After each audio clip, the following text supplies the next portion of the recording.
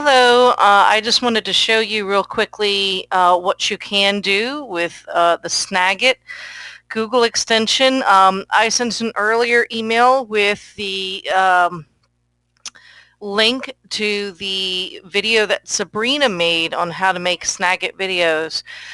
Now, if you have a PC, you probably have this program called OneNote, where you can, if you needed to, you could type an equation. But I have a touchscreen and I can draw on my board. If you had an iPod, you should be able to do something like that, or iPad. iPad. If you have a document camera, you should be able to do something similar. How I like to use it, I write my notes.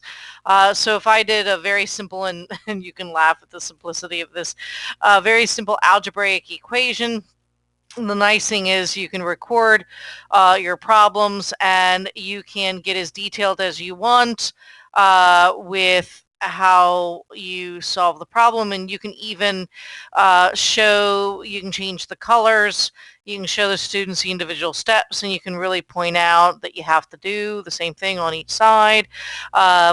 And then you have your next step, and same thing, you can change the color. What are we going to do next?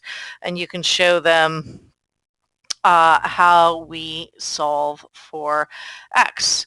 Now, the brilliance of the video that Sabrina shows you, this will, with Snagit, it'll upload immediately to your Google Drive. And the power of that, that'll go directly, you can use it directly for your Google Classrooms, and the students will have access to it. They will have a copy of the videos.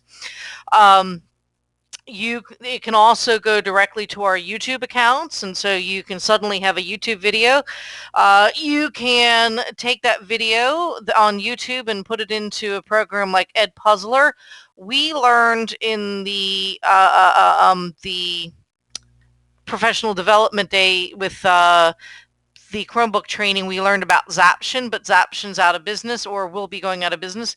Edpuzzler is similar. You could load that YouTube video in, and on certain parts of the video, you can stop and create a question for your video. So you could use it that way as well, where if you wanted them to just practice, anticipating, okay, this is what I'm going to do next, you could put your, you could stop your process and say, okay, well, what am I going to do first? And you can even make a question that goes along with that. How am I going to go to the next step in the problem? And then here, what am I going to do next? You can even stop it at the very beginning. What kind of equation do we have? How are we going to approach solving it? And then even if you do something silly, well, it's not silly, actually. I really liked my teachers doing this, but I had a math teacher who insisted that we put a box around the answer. And at the beginning of the year, for instance, if you wanted to really emphasize, you can even stop the video before you get to this point and say, are we done with the problem? And if you're really wanting them to get in the habit, you can even make a question like, okay, no, I got to put a box around the answer. And that is kind of the power of the Snagit video.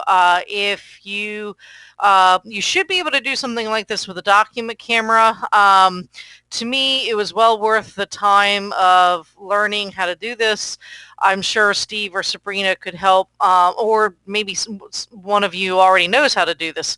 But if you make a video through the document camera, you could do something like this on paper, and they have it already. Well, thank you. Hope this might help.